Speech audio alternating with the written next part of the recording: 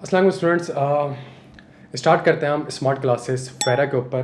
देखें, फेरा एक काफ़ी कॉम्प्लेक्स और लेंदी टॉपिक है। सही है, इसके अंदर सिनेरियोज बहुत ज़्यादा हैं। तो मैं कोशिश ये करूँगा कि स्मार्ट क्लासेस में आपको कुछ अच्छी टेक्निक बता दूंगा, कुछ ऐसे मेथड से इन सारी चीज़ों को समराइज़ कर दूंगा, कुछ अच्छे फ्यूचर्स वगैरह आपके साथ साथ बना लूँगा मैं, ताकि आपको पता हो। देखें, एक चीज़ फेरा के अंदर दो चीज़ों का ख्याल रखेगा।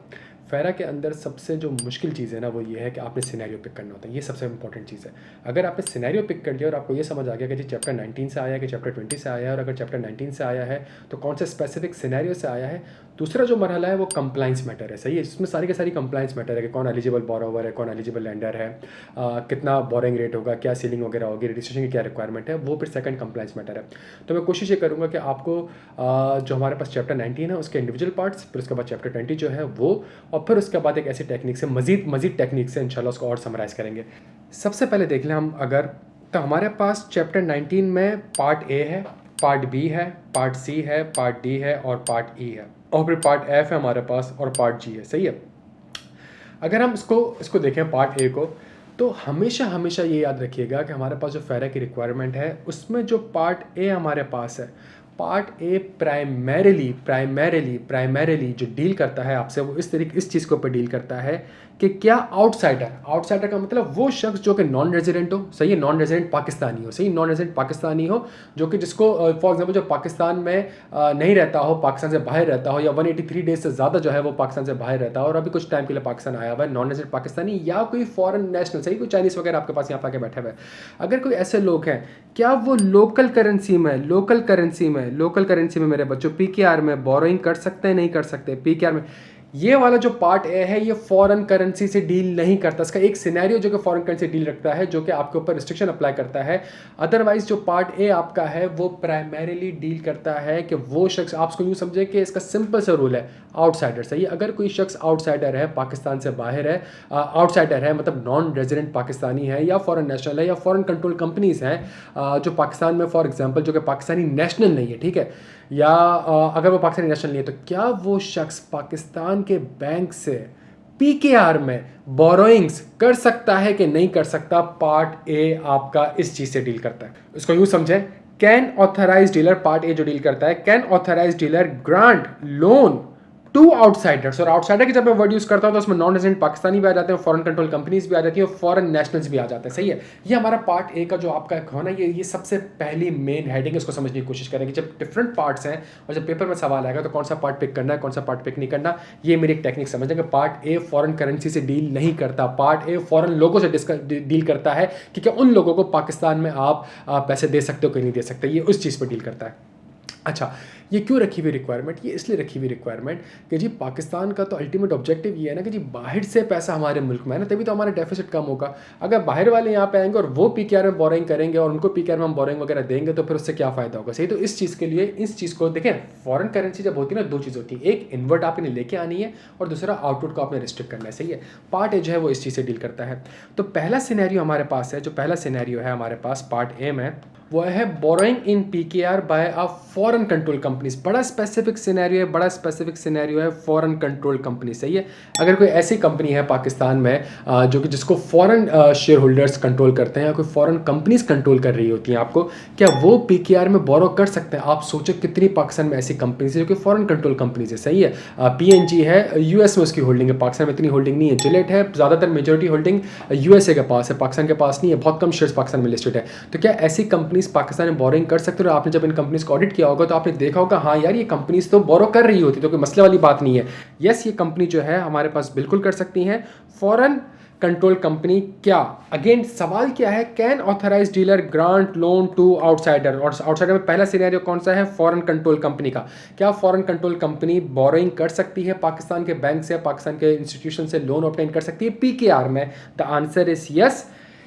एक ही एक्सेप्शन है कि ऐसा नहीं हो सकता कि foreign control company, for example PNG, यहाँ पे पीएनजी जो है वो यूएसए की कंपनी है, उसने एक सब्सिडी यहाँ पे खोली पाकिस्तान में, और उसको जो कंट्रोल करती है वो यूएसए की कंपनी उसको कंट्रोल कर रही होती है।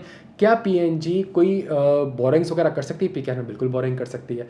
लेकिन क्या पीएनजी पाकिस्तान जो है वो बोरो करे किस पर्पस के लिए? कि वो दूसरी कंपनीज के शेयर्स एक्वायर करे। सही है, वो किसी और कंपनी को एक्वायर कर ले या फिर कोई मर्जर कर ले। क्या ये अलाव है? यहाँ पे आपको फ़ायदा कहता है नहीं यार ये अलाउ नहीं है, वही वाला रूल आता है कि फॉरेन एक्सचेंज में दो चीज़ें होती हैं, इनवर्ट और आउटवर्ट। सही है, आप जो फॉरेन कंट्रोल कंपनीज हो, जब आपके पास बाहर का पैसा है तो आप वो पैसा यहाँ पे लेकर आओ, बजाय इसके कि आप पाकिस्तान से पैसा लेके पाकिस्तान की कंपनी को एक्वायर कर रहे हो और फिर कल को उन कंपनीज के थ्रू डिविडेंड बाहर जा रहा होगा तो यहाँ पे वो इस चीज़ को रोक देता है। सही है, तो सिंपल से रूल, क्या फॉरेन कंट्रोल कंपनी पाकिस्तान में बोरिंग कर सकती है? The answer is yes. Exception shares के लिए चाहिए, द आंसर इज नो। अब आप पीकेआर में भी बोरोइंग नहीं कर सकते। तो इसको थोड़ा सा इस तरीके से समझे, हमने जो पहला सिनेरियो पढ़ा अप्लाई होता है फॉरेन कंट्रोल कंपनी को, क्या वो पीकेआर में बोरोइंग कर सकती हैं?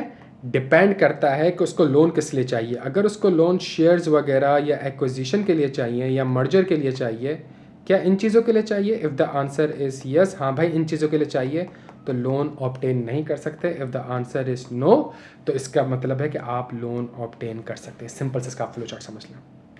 यहाँ जो स्टेट बैंक ऑफ पाकिस्तान ने फेरा निकाला ना, एक्ट जो है वो स्टेट बैंक ऑफ पाकिस्तान, तो स्टेट बैंक ऑफ पाकिस्तान यहाँ पे किससे मुखातिब होता है? स्टेट बैंक ऑफ पाकिस्तान यहाँ पे मुखातिब हो रहा होता है ऑथराइज डीलर से। और ऑथराइज डीलर्स हमारे पास कौन है? नॉर्मली हमारे पास बैंक्स हैं जो कि फॉरेन करेंसी में डील कर सकते हैं। वो जो बैंक्स हैं हमारे पास, देखिए पैसा बाहर से जब भी आएगा ना, वो आपके पास बैंक से आ रहा होगा। सही है, या बाहर आपने पैसा भेजना होगा तो आपने बैंक के थ्रू भेजना होगा, हवाला हुंडी के थ्रू तो भेज नहीं सकते। तो यहाँ जो बैंक्स हैं, स्पेसिफिक बैंक्स हैं, वो उसको कहता है ऑथराइज डीलर। यहाँ पे स्टेट बैंक ऑफ पाकिस्तान जो मुखातिब हो रहा है ना, वो ऑथराइज डीलर से मुखातिब हो रहा है। उसको लॉ को थोड़ा सा आप इस तरीके से समझने की कोशिश करिएगा कि लोन्स चैप्टर 19 को अगर देखें, foreign control companies registered in Pakistan under companies act 2017 are entitled to borrow from local sources in PKR for any purpose except for the purchase of shares. और फिर उसके बाद आपने कंप्लाइंस की भी रिक्वायरमेंट करनी होगी, KYC ML। However purpose of borrowing in such case must be clear and documented in authorized dealers and borrowings companies record. सही है। अच्छा, दूसरा सिनेरियो है borrowing by individual non resident Pakistani and और रेजिडेंट फॉरेन नेशनल। और again देखें law start कैसे होता है, तो authorize dealers have general permission. मतलब ये जो बैंकिंग ऑर्डिनेंस मुखातिब हो रहा है, ये स्टेट बैंक ऑफ पाकिस्तान जो है, जो ऑर्डिनेंस है वो मुखातिब हो रहा है स्टेट ऑथराइज डीलर से। सही है, जो कि नॉर्मली बैंक से और bank state Bank of Pakistan के लाइसेंस के थ्रू आते हैं। तो यहाँ पे वो मुखातिब हो रहा है दो चीज़ों से, borrowing by individual non resident Pakistanis and resident foreign national. Non resident Pakistani मतलब पाकिस्तानी पासपोर्ट है, पाकिस्तान में पैदा हुआ हूँ, पाकिस्तान में NIC बनाया, पाकिस्तान में तालीम हासिल करी है, सब कुछ करा हुआ है, लेकिन अब 180 दिन 183 दिन या 190 दिन से ज़्यादा से पाकिस्तान से बाहर होता हूँ और कभी कभी छुट्टियाँ मनाने के लिए पाकिस्तान आ जाता हूँ। अगर ऐसा कोई शख्स है, वो आपका नॉन रेजिडेंट पाकिस्तानी है, या फॉर एग्जांपल एक ऐसा फॉरेन नेशनल जो कि US पासपोर्ट होल्डर है, चाइनीज़ पासपोर्ट होल्डर है, और वो पाकिस्तान में यहाँ पे फॉर एग्जांपल आया हुआ और पाकिस्तान में मुकीम है, पाकिस्तान में रह रहा है। सही है, तो वो आपके पास कहलाएगा रेजिडेंट फॉरेन नेशनल। इसके ऊपर बड़ा सिंपल सा लॉ है। अगेन सवाल क्या है, क्या ऑथराइज डॉलर, क्या ऑथराइज डीलर इन लोगों को, किन लोगों को, मैंने 2 को 2 पार्ट में तोड़ दिया है, पार्ट A में और पार्ट B में, जो नॉन रेजिडेंट पाकिस्तानी है, जो नॉन रेजिडेंट पाकिस्तानी है। सही है, क्या उनको, सवाल क्या है, क्या ऑथराइज डीलर उनको PKR में लोन दे सकता है? The answer is yes. और यहाँ पे किसकी बात हो रही है? सेकंड वाले केस में NRP की बात हो रही है। हाँ दे सकता है, लेकिन अगर उसको लोन इमूवेबल प्रॉपर्टी के लिए चाहिए, अगर उसको इमूवेबल प्रॉपर्टी के लिए चाहिए, अगर फॉर एग्जाम्पल एक ऐसा शख्स जो पाकिस्तान से, पाकिस्तानी है, पाकिस्तानी पासपोर्ट होल्डर है, पाकिस्तान से बाहर रहता है, और अगर उसको पाकिस्तान में बोरिंग करनी है, बिल्कुल कर सकता है। सही है, अगर उसको इमूवेबल प्रॉपर्टी चाहिए, कोई लैंड एंड बिल्डिंग वगैरह परचेज करनी है, तो उन नॉन रेजिडेंट पाकिस्तानी के ऊपर ये कंडीशन इंपोज कर दी है कि जी आप जो है पैसा जो आप लोन ले रहे हैं, आप बिल्कुल ले लें, आप 5 करोड़ रुपए ले लें बैंक से और जाके डिफेंस में आप घर खरीद लें, लेकिन जब रीपेमेंट की बारी आएगी और आप नॉन रेजिडेंट पाकिस्तानी, आप तो बाहर रहते हैं, आप बाहर कमाते हैं, तो जब रीपेमेंट करनी होगी आपको, तो वो रीपेमेंट आपने फॉरेन रेमिटेंस से करनी होगी। सही है, फॉरेन रेमिटेंस से आपने इसको करनी होगी। तो इसका मतलब है कि अगर मैंने 5 करोड़ रुपए का लोन लिया हुआ है, तो मैं 5 करोड़ का लोन PKR में कर सकता हूँ, लेकिन जब रीपेमेंट आएगी तो मैं उसको PKR में नहीं दूंगा, मैं अपने बाहर वाले अकाउंट से, चूंकि मैं नॉन रेजिडेंट पाकिस्तान तो रहता नहीं हूँ, कहीं और रहता हूँ, तो मुझे वहाँ से उसको अकाउंट में पैसे भेजने पड़ेंगे। सेकंड चीज़, कल को वो प्रॉपर्टी अगर मैं सेल कर दूँ, 5 करोड़ की प्रॉपर्टी 10 करोड़ पे सेल कर दूँ, तो वो जो पैसा मेरे पास होगा वो पाकिस्तान से बाहर नहीं जाएगा। तो यहाँ पे स्टेट बैंक ऑफ पाकिस्तान ने क्या करा? स्टेट बैंक ऑफ पाकिस्तान ने कहा चूँकि आप पाकिस्तानी हैं, बिल्कुल पाकिस्तानी है, तो आपका राइट है, आप यहाँ पे ज़मीन खरीद सकते हैं, आप घर खरीद सकते हैं, आप घर बना सकते हैं, और सेकंड चीज़, जब आप घर बेचेंगे तो ये पैसा जो है आप पाकिस्तान से बाहर लेके नहीं जाएंगे। इस चीज़ पे आपके पास वही आपकी रिस्ट्रिक्शन है जो कि नॉर्मल पाकिस्तानी के ऊपर भी रिस्ट्रिक्शन है, जो पाकिस्तान में पैदा हुआ है और कराची से कभी बाहर नहीं गया लट से, और उसके लिए भी ये रिस्ट्रिक्शन है कि जी अगर आप कोई ज़मीन ख़रीदते हैं या फिर कोई चीज़ ख़रीदते हैं तो उसके पैसे जो आप बेचते हैं ज़मीन को कल को, तो वो डॉलर में कन्वर्ट करके आप बाहर उसको डॉलर को बाहर मुल्क से बाहर ट्रांसफ़र नहीं कर सकते। और फिर वो कहता है रेजिडेंट फॉरेन नेशनल, क्या वो एक रेजिडेंट फॉरेन नेशनल क्या पाकिस्तान में पीकेआर में बोरिंग कर सकता है? The answer is yes. और फिर अगला सवाल, क्या वो इमूवेबल प्रॉपर्टी के लिए परचेज कर सकता है? The answer is straight no. Foreign resident national भले ही पाकिस्तान में रह रहा हो, फॉरेन पासपोर्ट होल्डर हो, वो पाकिस्तान में प्रॉपर्टी के लिए बोरो नहीं कर सकता। उसने प्रॉपर्टी खरीदनी है, बाहर से पैसा मंगवाए खरीदे, सही है, लेकिन वो यहाँ का पैसा बोरो करके यहाँ की ज़मीन नहीं खरीद सकता। ज़मीन खरीदनी है, बाहर से पैसा लेकर आओ यहाँ पे इसमें। तो इसका भी अगर हम फ्लो चार्ट देखें तो बड़ा आसान हो जाएगा हमारे लिए। तो मैं अगर अगला सिनेरियो आपके साथ डिस्कस करूँ तो अगले सिनेरियो में सिर्फ इतना है कि जब हम सिनेरियो डिस्कस कर रहे हैं तो आप लोन दे किसको रहे हैं? नॉन रेजिडेंट पाकिस्तानी को दे रहे हैं या फिर फॉरेन नेशनल को जो कि पाकिस्तान में रह रहा है? फॉरेन नेशनल रेजिडेंट, सही है, रेजिडेंट फॉरेन नेशनल, सही है। अगर एनआरपी नॉन रेजिडेंट पाकिस्तानी को अगर आप लोन दे रहे हैं तो इस केस में आपने ये देखना है कि क्या मैं लोन दे सकता हूँ, डिपेंड करता है क्या वो लोन इमूवेबल प्रॉपर्टी के लिए चाहिए। हाँ जी, इमूवेबल प्रॉपर्टी के लिए चाहिए। नहीं जी, इमूवेबल प्रॉपर्टी के लिए नहीं चाहिए बल्कि अदर रीज़न के लिए चाहिए, सही है। लेट से कोई चीज़ वगैरह ख़रीदनी है, वैसे ही पैसों की ज़रूरत है, कोई इस तरीके से लोन चाहिए मुझे। अगर इमूवेबल प्रॉपर्टी के लिए चाहिए तो यस आप लोन ऑब्टेन कर सकते हैं, आप लोन ऑब्टेन कर सकते हैं, लेकिन आपके ऊपर कंडीशन ये है कि जो रीपेमेंट होगी वो फॉरेन करेंसी में होगी, क्योंकि आप तो बाहर रहते हैं, पहली कंडीशन। एंड दूसरी कंडीशन ये होगी कि कल को अगर आप ये पैसे बेच देंगे तो आप ये नहीं कह सकते मैं पाकिस्तान से बाहर रहता हूँ तो ये पैसा मैं पाकिस्तान से बाहर भेजाऊँगा। रीपेट्रिएशन यहाँ पे अलाउ नहीं है आपके लिए, सही है। और अगर इमोल प्रॉपर्टीज़ के अलावा है, नो है, कोई कंडीशन नहीं है, आप बिल्कुल लोन ऑब्टेन कर सकते हैं। आप जाने ऑथराइज डीलर जाने, बैंक जाने।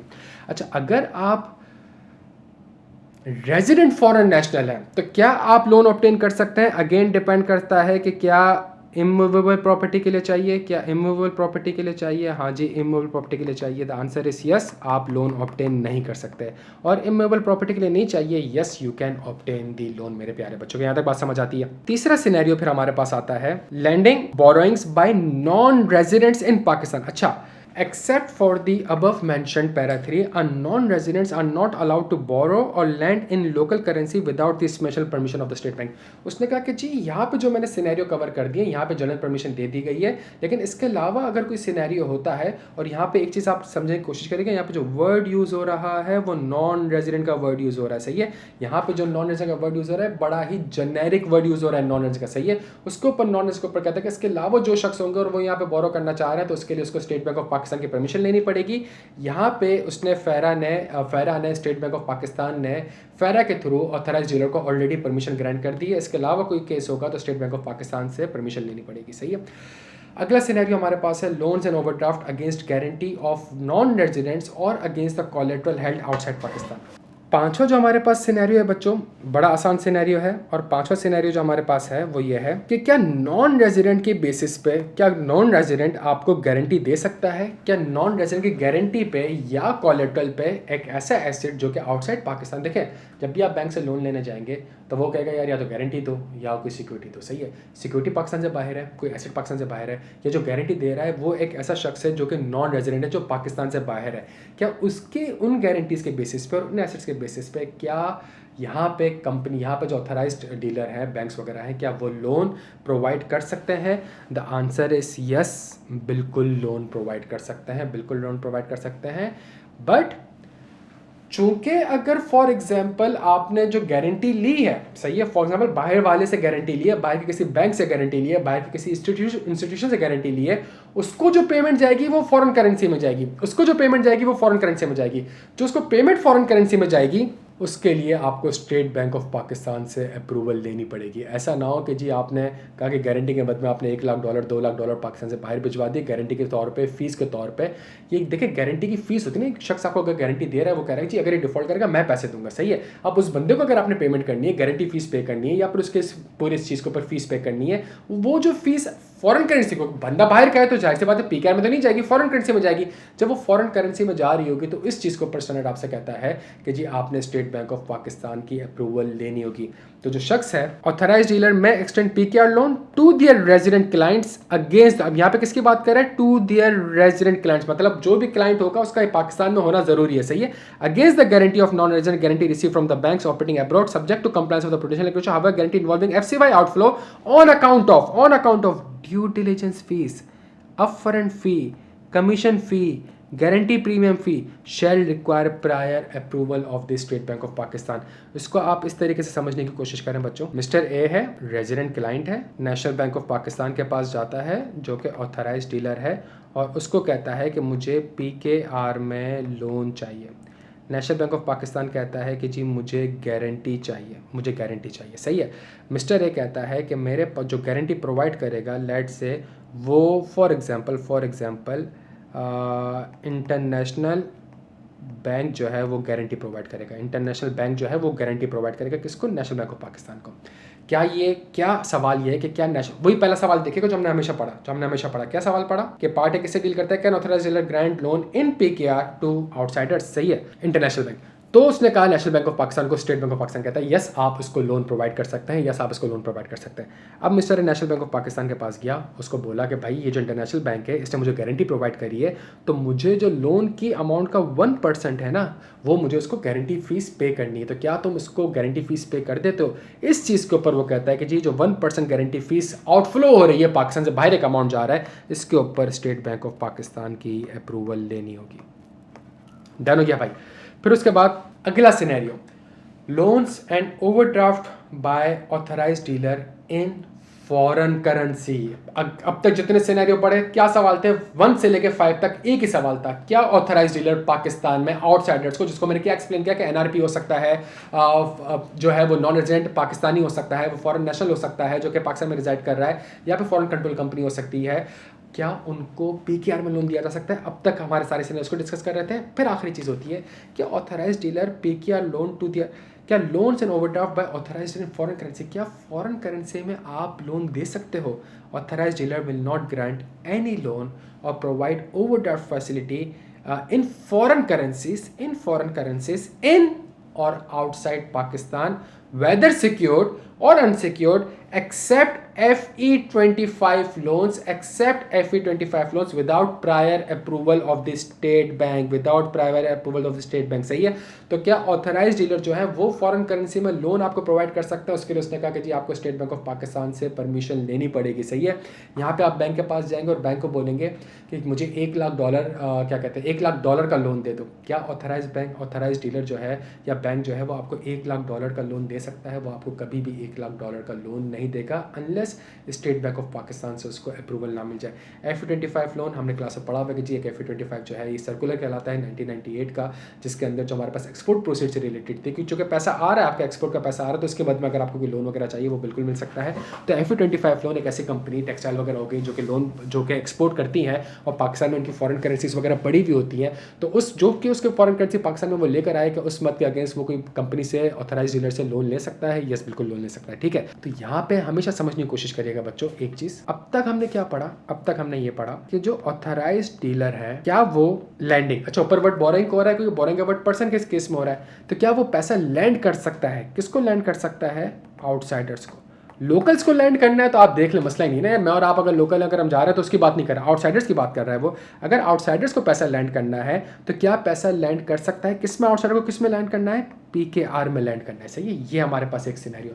फिर वो कह रहा है कि अच्छा क्या इन लोगों को या नॉर्मली क्या आप फॉरेन करेंसी में लैंड कर सकते हो। यहाँ पे वो कहता है कि नहीं, अगर FE25 लोन है, तो कर सकते हो, उसके अलावा कोई चीज़ है तो स्टेट बैंक ऑफ पाकिस्तान की अप्रूवल चाहिए होगी, सही है। स्टेट बैंक ऑफ पाकिस्तान की अप्रूवल चाहिए होगी, आप फॉरेन करेंसी में लोन जो है वो प्रोवाइड नहीं कर सकते, आप as authorized dealer foreign currency में लोन प्रोवाइड नहीं कर सकते।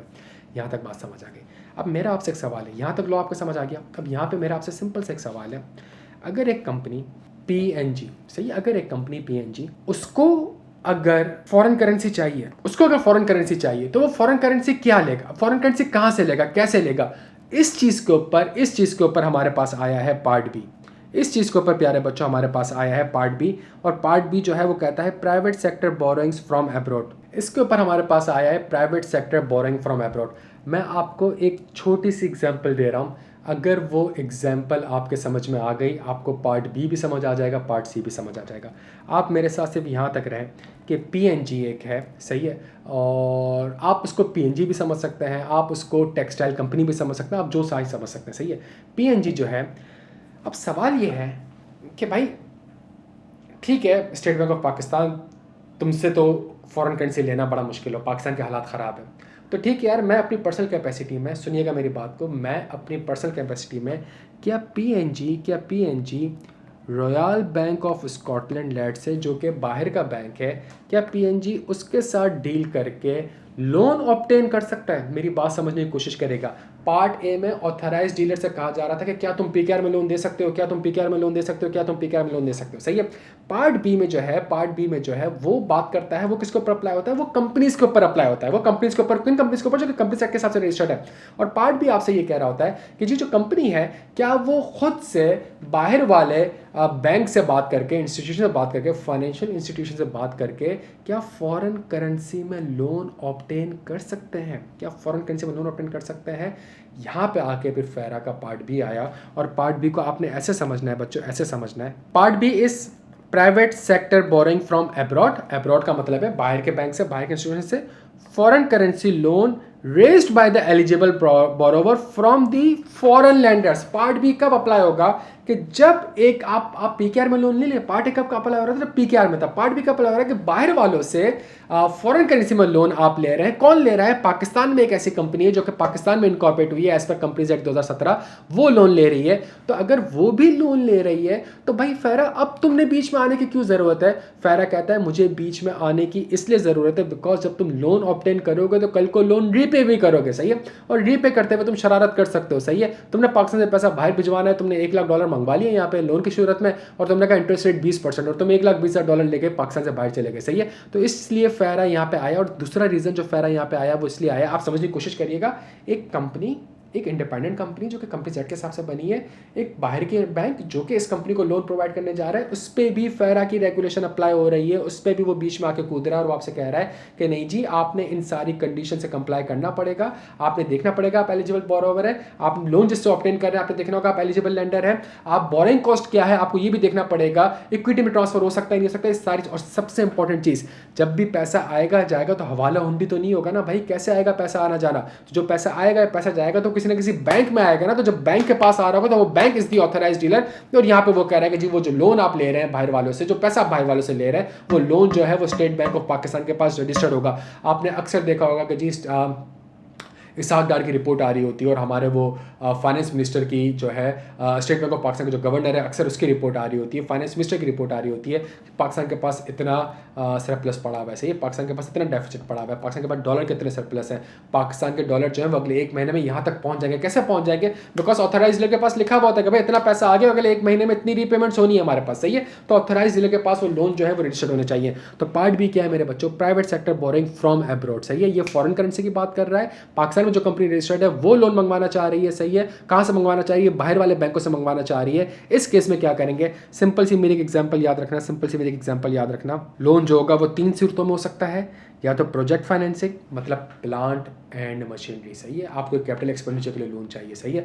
पीएनजी जब पाकिस्तान में आई थी तो सिर्फ अपना नाम तो लेके नहीं आई थी ना भाई, प्लांट भी तो चाहिए होगा ना प्रोडक्शन के लिए। तो प्लांट कहाँ से आया था भाई? प्लांट जो आया था वो प्लांट आया था यूएसए से, सही है। तो प्लांट जब आ रहा है यूएसए, तो भाई जब प्लांट मेरे पास आ रहा होगा तो वो इंपोर्ट हो रहा होगा। जब इंपोर्ट हो रहा होगा प्लांट तो मुझे उसकी पेमेंट करनी पड़ेगी। तो मैं क्या करूँ? पैसे कहाँ से लाऊँ? तो मैं क्या बाहर के बैंक से लोन ऑब्टेन कर सकता हूँ? बाहर वाला सप्लाई कह रहा है कि भाई मुझे यहाँ लोकल बैंक से, तुम मुझे क्या कहते हैं, लोकल जो बैंक है यहाँ से मुझे तुम लोन अरेंज करके दो, सही है। तो वहाँ से मैंने लोन ऑब्टेन करा बाहर वाले बैंक से, उसने उस सप्लायर को पेमेंट कर दी, मेरे पास मशीनरी आ गई, और वो जो मशीनरी आ गई उससे मैं प्रोड्यूस कर रहा हूँ और माल बना रहा हूँ, बेच रहा हूँ, पीकेआर में कन्वर्ट कर रहा हूँ, सेल्स आ रही है, कल को वो यूएसडी में कन्वर्ट हो रही है और उसकी रीपेमेंट जो है वो फॉरेन बैंक्स को हो रही है। तो क्या पीएनजी, किसी भी एक एग्जांपल आप अपने सामने रखें पीएनजी की, क्या पीएनजी को अगर प्लांट एंड मशीनरी इंपोर्ट करना है, सही, कोई कैपिटल एक्सपेंडिचर करना है, क्या वो फॉरेन करेंसी में बाहर के बैंक से लोन ऑब्टेन कर सकती है? The answer is yes. ठीक है, अच्छा, लोन ऑब्टेन हो गया, प्लांट आ गया, प्रोडक्शन चल रही है। जब लोन भी ऑब्टेन हो गया और प्लांट आ गया, तो मैंने कहा यार ये प्लांट को इंस्टॉल करने के लिए और इसकी पूरी चीज़ों के लिए तो मुझे तो बाहर से इंजीनियर्स बुलाने पड़े थे, सही है, मुझे बाहर से टेक्नीशियन बुलाने पड़े थे, और मुझे इस प्लांट को चलाने के लिए कुछ सॉफ्टवेयर्स वगैरह ख़रीदने पड़े थे, और मुझे कुछ अच्छे आईटी सिस्टम वगैरह डिप्लॉय करने पड़े थे। अब ये जो सारी पेमेंट्स है ये तो फॉरेन करेंसी में पेमेंट्स है। अब ये प्लांट एंड मशीनरी के लिए सिर्फ नहीं, प्लांट एंड मशीनरी तो आ चुका, इसके बाद के मरहले की बात है। अब मैं कहता हूँ यार इस चीज़ के लिए तो क्या मैं working capital of foreign currency component, company की वर्किंग कैपिटल की रिक्वायरमेंट 1 करोड़ हो सकती है, लेकिन 1 करोड़ में से अगर 20 लाख फॉरेन करेंसी से परटेन करता है, सही है, क्या उसके लिए भी मैं बाहर से लोन ऑब्टेन कर सकता हूं? यस, उसके लिए भी मैं बाहर से लोन ऑब्टेन कर सकता हूं।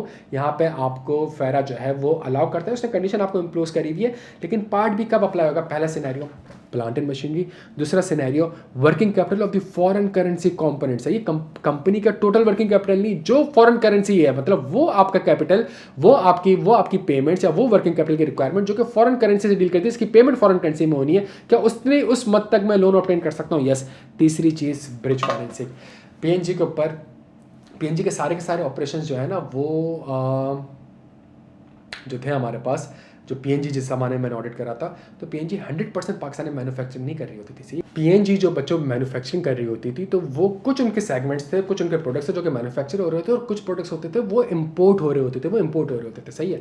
अब मसला ये कि अब फिर पीएनजी ने कहा कि यार इंपोर्ट करते हैं, फॉरेन करेंसी का मसला है, महंगा पड़ रहा होता है, एक काम करते हैं यार, जो सेगमेंट हमारे अभी तक नहीं हुए हुए उसको मज़ीद हम यहाँ पे प्रोड्यूस करते हैं, और हम एक काम ये करते हैं कि यार हम प्लांट एंड मशीनरी वगैरह ना मज़ीद इंपोर्ट करते हैं, या फिर यहाँ पे पूरी फैक्ट्रीज वगैरह बनाते हैं, पूरी फैक्ट्री बनाते हैं, सही है। अब पूरी फैक्ट्री बनाते सब कुछ करते हैं, लेट से $1 मिलियन का खर्चा है, $1 मिलियन का खर्चा, और मैं कहता हूँ $1 मिलियन में से जो मेरे इन्वेस्टर हैं वो $3 लाख मुझे दे देंगे, सही है। जो शेयर होल्डर है वो मुझे $3 लाख या $4 लाख दे देंगे, या मैं शेयर्स राइट इशू करूँगा तो वहाँ से मुझे $3 लाख, $4 लाख, $5 लाख आ जाएंगे, और या एक मिलियन डॉलर, पूरे के पूरे $1 मिलियन जो है मुझे बाहर से आ जाएंगे। कुछ ऐसा होता है कि राइट शेयर्स इशू नहीं हो पाते, डिले हो जाता है, कोई भी ऐसा रीज़न होता है। अब ये जो फाइनेंसिंग गैप आ गया, एक प्रोजेक्ट को फाइनेंस करना है आपने, एक पूरे सेगमेंट को फाइनेंस करना है, और उसमें जो गैप आ गया, क्या उससे रिलेटेड आप बोरोइंग कर सकते हो? द आंसर इज यस, आप बिल्कुल बोरोइंग कर सकते हो। कुछ कंडीशंस हैं, उससे आपने कंप्लाई करना होगा। क्या यहाँ तक बात आपको समझ आती है? तो पार्ट भी किस चीज़ से डील करता है? सिर्फ एक सवाल पूछना है अपने आप से, क्या पाकिस्तान में बैठी कंपनी जो रजिस्टर्ड है कंपनीज एक्ट के तहत, क्या वो बाहर के बैंक से फॉरेन करेंसी में लोन ऑब्टेन कर सकती है? ये सवाल है। आंसर इज यस, बिल्कुल कर सकती है। किस चीज़ के लिए कर सकती है? इन 3 चीज़ों के लिए कर सकती है। पहला प्लांट एंड मशीनरी, दूसरा वर्किंग कैपिटल, तीसरा जो आपके पास होगा वो ब्रिज फाइनेंसिंग होगा। अगर यहाँ तक बात समझ आती है तो बड़ा आसान है, बाकी नीचे वाली चीज़ें हमारे पास कंप्लायंस की है। फिर हमारे पास आता है पार्ट सी, और पार्ट सी आपसे कहता है foreign currency trade financing from abroad, सही है, FTF, foreign currency trade financing from abroad, foreign currency credits raised by the eligible borrower from financing. Again वही वाली बात कि क्या यहाँ पे बैठी कंपनी बाहर वाले से लोन ऑब्टेन कर सकती है, बट किस चीज़ के लिए? किस चीज़ के लिए? वर्किंग कैपिटल के लिए नहीं, ब्रिज फाइनेंसिंग के लिए नहीं, प्लांट एंड मशीनरी के लिए नहीं, किस चीज़ के लिए? इंपोर्ट और एक्सपोर्ट के लिए बच्चों, इंपोर्ट और एक्सपोर्ट के लिए। क्या मतलब इसका? अगर फॉर एग्जाम्पल आप यही पीएनजी को समझे, यही पीएनजी प्लांट तो लगा लिया, लेकिन प्लांट के लिए रॉ मटेरियल भी तो चाहिए। आप सोचो फार्मास्यूटिकल कंपनी को जिन्होंने यहाँ पे प्लांट लगाया हुआ है और मेडिसिन वगैरह यहाँ पे बना रही है, लेकिन उसका रॉ मटेरियल कहाँ से आ रहा है? रॉ मटेरियल बाहर से आ रहा है, सही है। कितनी ऐसी टेक्सटाइल की कंपनीज हैं जो कि पाकिस्तान में है और वो बाहर से रॉ मटेरियल्स कॉटन वगैरह इंपोर्ट कर रही होती है। तो क्या इस सूरत में मेरे बच्चों, अगर सवाल में ट्रेड फाइनेंसिंग से बात हो रही है, मतलब आपकी ट्रेडिंग है ना, ये तो आपकी ट्रेडिंग है, ये आपकी एक्सपेंशन वगैरह या मॉडर्नाइजेशन वगैरह तो नहीं है, ये तो आपकी ट्रेडिंग है। अगर ट्रेड फाइनेंसिंग से रिलेटेड चीज़ें आपके पास आ रही है कि आपने रॉ मटेरियल इंपोर्ट करना है, आप सोचें इम्तियाज़ को, चेस को, जिनके यहाँ वो लगे हुए होते हैं, काउंटर लगे हुए होते हैं और बाकायदा शेल्फ लगा हुआ होता है, इंपोर्टेड मटेरियल लिखा होता है। इंपोर्टेड मटेरियल कहाँ से आया? आपने खुद प्रोड्यूस किया? नहीं, इंपोर्टेड मटेरियल बाहर से आया होगा ना आपके पास। तो अगर ट्रेड फाइनेंसिंग से रिलेटेड आपको बाहर वाले से लोन ऑब्टेन करना है, बाहर के बैंक से लोन ऑब्टेन करना है, क्या आप कर सकते हैं? यस, बिल्कुल कर सकते हैं। एक्सपोर्ट के लिए यस, बिल्कुल कर सकते हैं। इंपोर्ट का केस बड़ा आसान है कि जी आपने रॉ मटेरियल यहाँ पे इंपोर्ट करना है, तो आप उसके लिए बाहर वाले से लोन ऑब्टेन कर सकते हैं, और लोन ऑब्टेन करके आपने बाहर वाले सप्लायर को पेमेंट कर दी, सप्लायर ने आपको रॉ मटेरियल सप्लाई कर दिया, रॉ मटेरियल आ गया, आपने फिनिश गुड्स वगैरह प्रोड्यूस करना स्टार्ट कर दिया, सही है। पीकेआर में आ गई और फिर जाके पीकेआर यूएसडी में कन्वर्ट होंगे और सप्लायर को, फॉरेन करेंसी इंस्टीट्यूशन को पेमेंट हो जाएगी।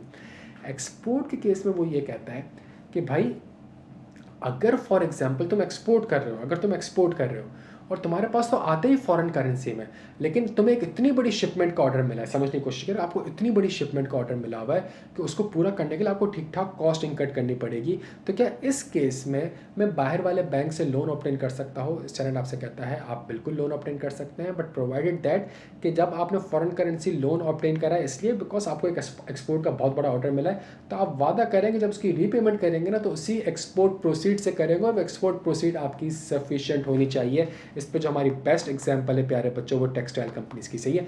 टेक्सटाइल कंपनीज को ऑर्डर मिलते हैं, और जब ऑर्डर मिलते हैं तो आपको पता है ना कॉटन पूरे साल तो नहीं होता, स्पेसिफिक होता, तो ठीक ठाक माल उठाना पड़ता है और फिर मैन्युफैक्चरिंग करनी पड़ती है और सब कुछ करना पड़ता है। 6-8-9 महीने में जाके वो ऑर्डर कंप्लीट होता है, फिर शिपमेंट होती है, पैसा तो साल 1.5 साल बाद आता है। तो ये सारा काम मैं कैसे करूँ? तो चूंकि मेरे पास पैसा जो है वो बाहर से आना है, फॉरेन करेंसी रेमिटेंस होगी मेरे पास, तो क्या मैं इसके मद में आज फॉरेन करेंसी में बोरिंग कर सकता हूँ? बिल्कुल कर सकता हूँ। पैसा ऑथराइज डीलर बैंक के पास आएगा, बैंक पीकेआर में कन्वर्ट करेगा, आपको वो पीकेआर प्रोवाइड कर देगा। जब रीपेमेंट करनी होगी तो जो आपकी एक्सपोर्ट होगी और एक्सपोर्ट होकर जो फॉरेन करेंसी रेमिटेंस आप लेकर आ रहे होगे उसके मद में आपके पास रीपेमेंट हो जाएगी। तो बच्चों सिंपल सा ये याद रखेगा, मैंने अभी पार्ट ए पढ़ा, पार्ट बी पढ़ा, पार्ट सी पढ़ा। पार्ट ए जो है वो सिर्फ लोकल बोरिंग से डील करता है आउटसाइडर्स के लिए। पार्ट बी और पार्ट सी जो डील करता है वो यहाँ की कंपनीज जो है, यहाँ पे जो पाकिस्तान में कंपनीज इनकॉर्पोरेटेड हैं उनसे डील करता है कि क्या वो बाहर वालों से, बाहर के बैंक से फॉरेन करेंसी में लोन ऑपरेट कर सकते हैं। पार्ट जो है वो लोकल करेंसी है, पार्ट बी जो है वो फॉरेन करेंसी है, सही है।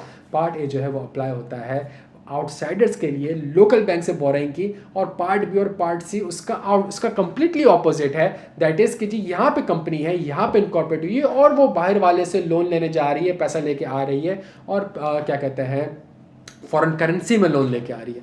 ये अगर आपको सिनेरियो क्लियर है ना, और अगर आपको इस तरीके से चीज़ें होंगी, आप यकीन करें सिनेरियो आप बिल्कुल पिक कर लेंगे।